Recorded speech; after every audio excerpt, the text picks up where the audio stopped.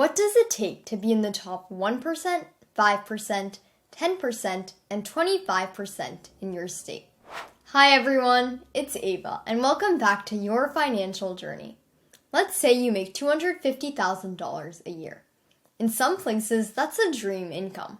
But in others, it would barely get you a 2-bedroom apartment, because where you live can have a massive impact on your financial journey. Some states have higher costs and taxes, so much so that it can take years longer to buy a house or save up for retirement. But other states have lower costs and taxes that can help you get ahead. That means being well off isn't just about having money, but about living in the right place at the right time, where your money can actually work for you. That's why in today's video, we'll be talking about how the definition of wealthy changes from state to state. Specifically, we'll go through the income and net worth needed to be in the top 1%, 5%, 10%, and 25% in each state, as well as the 5 wealthiest states and the 5 most affordable states. And maybe this can help you decide whether moving to another state would be the right move for your stage of life. The income and net worth needed to be in the top 1%, 5%, 10%, and 25% in each state. Before we go into the individual income and net worth thresholds of each state, let's take a look at the national picture. To be part of the wealthiest 1% in the country, you need an annual income of around $794,000, or a net worth of about $11.6 million.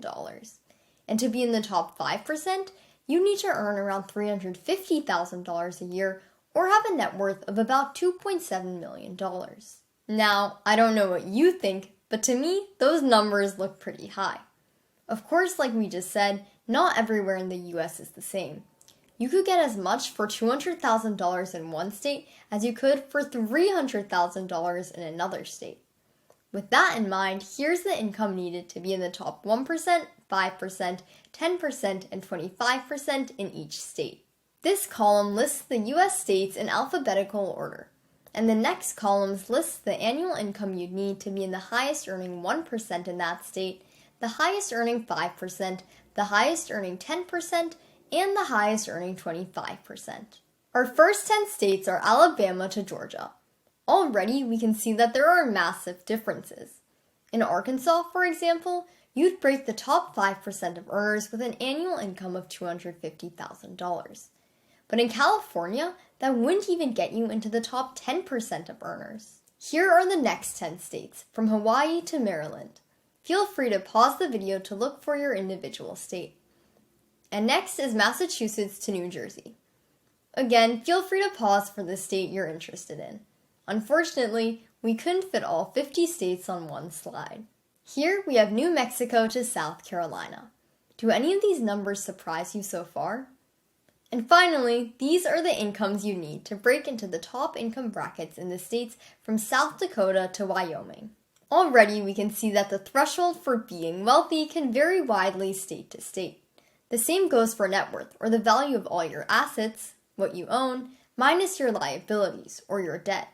In general, higher income levels mean higher net worth levels, and the other way around, because 1, more income means more money to invest in assets, and 2, these assets will most likely also produce some return for you that adds to your income.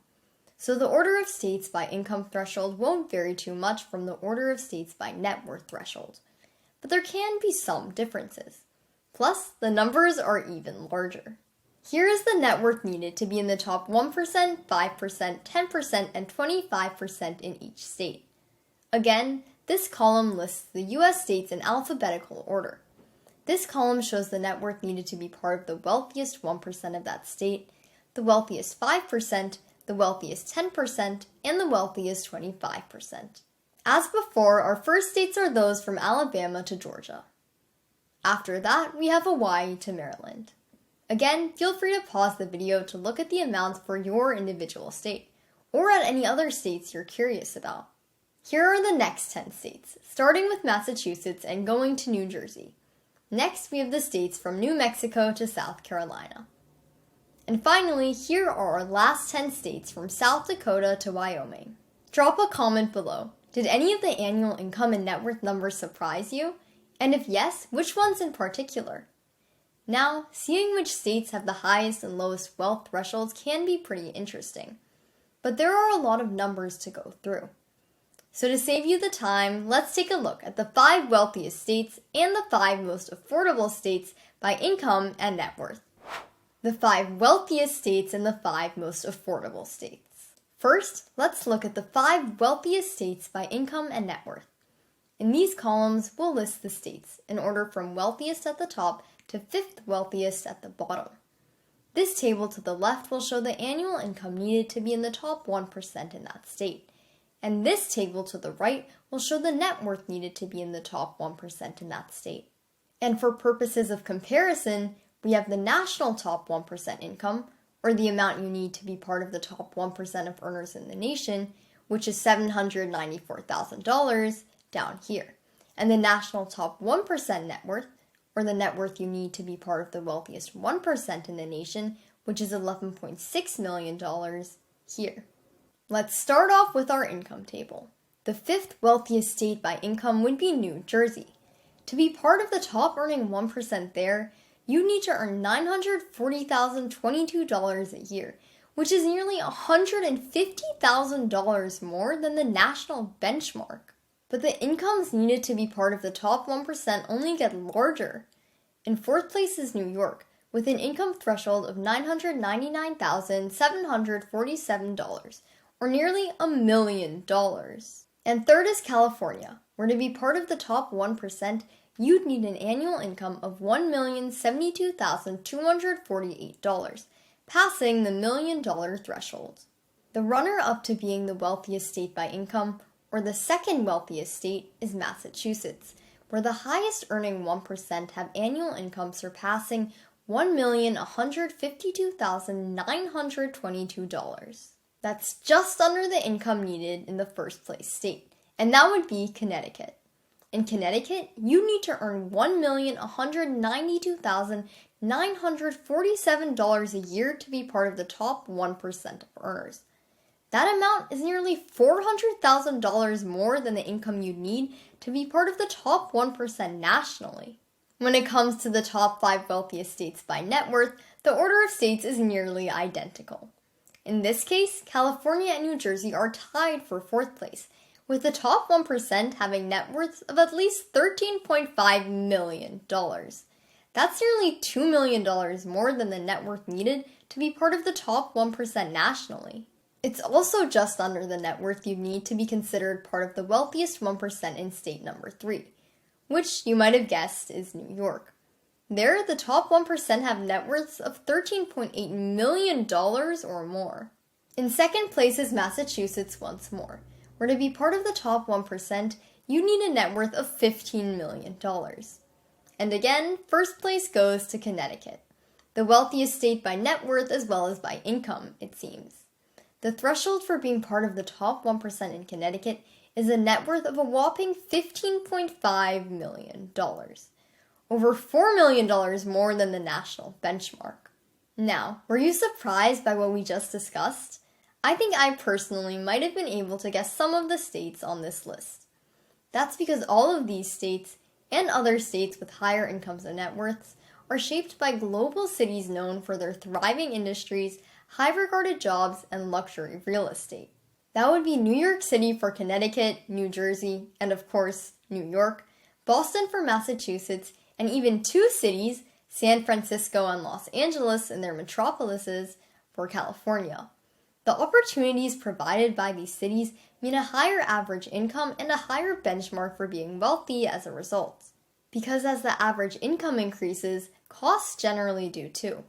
The states on this list, while perhaps the wealthiest, are also some of the most expensive places to live in the US, or for that matter, in the world. They generally have high housing costs, high taxes, and lots of financial pressure, meaning your money might not get you as far as you'd have hoped. And perception plays a role too. Someone with an annual income of $500,000, enough to make them part of the top 5% of earners nationwide, might still not feel wealthy in comparison to their neighbors earning 7 figures. That's especially true if it's a place where people constantly try to flaunt how much money they make, which is true for many of these places. The higher cost of living in wealthier states means that in some cases, living in states with lower benchmarks for being wealthy can actually give you a better personal standard of living, because those states also tend to be more affordable. So next, let's take a look at the 5 most affordable states by income and net worth. We'll list the states in these columns, but this time in order from more affordable or having a lower wealth benchmark at the top to slightly less affordable or having a slightly higher wealth benchmark at the bottom. Once again, this table to the left will show the annual income needed to be in the top 1% in that state. And this table to the right will show the net worth needed to be in the top 1% in that state. The national income and national net worth benchmarks are down here too. Looking at income first, Indiana ranks as the 5th most affordable state in the U.S., with an annual income of $554,293 needed to be part of the top 1% of earners. That's over $200,000 less than the national benchmark. But that also means that the same amount of money could get you more in Indiana than it could elsewhere. State number 4 is Kentucky. There, the top 1% earn $517,727 a year or more. And in third place is New Mexico, where you'd need to earn $471,156 a year to break into the wealthiest 1%. And the income needed in state number 2 is just slightly less. That's Mississippi, with a top 1% income threshold of $458,471. And the most affordable state in the U.S. by the income needed to be part of the top 1% is West Virginia, where earning $434,301 is enough to put you into the top 1% of earners in the state. That's about a $350,000 difference from the amount you'd need to earn to be part of the top 1% nationally. And looking back to the top 5 wealthiest states, around a $750,000 difference, or less than half, the amount you'd need to earn to be part of the top 1% in Connecticut. The order of the states by net worth is, once again, just slightly different from that of the income table. In 4th place, we have a tie between Kentucky, which made the 5 most affordable states by income here, and Oklahoma, which takes Indiana's place on this table. In Kentucky and Oklahoma, a net worth of $9.5 million would be needed to be part of the wealthiest 1%. The number 3 most affordable state by net worth is New Mexico once more, where a net worth of $8.8 million would get you into the wealthiest 1% of the state. And Mississippi comes in second again, with a top 1% net worth benchmark of $8.7 million. That means that the number 1 most affordable state by net worth as well as by income is West Virginia. In West Virginia, the net worth needed to be part of the top 1% is $8.2 million. Over $3 million less than the net worth needed to be part of the top 1% nationwide, and over $7 million less than the net worth you need to be part of the top 1% in Connecticut. These states on this list have lower wealth benchmarks because their average income and their average cost of living tend to be lower. That means that real estate prices are more modest and that there's less competition for more expensive schools and services. In other words, if you're thinking about where you'll get the most for your money, they might be good options. But the reason for that is that many of these states lack strong industries and have smaller economies. There might just be less high-paying jobs or opportunities to grow wealth than there are in other states. It's practically the opposite situation the 5 wealthiest states have.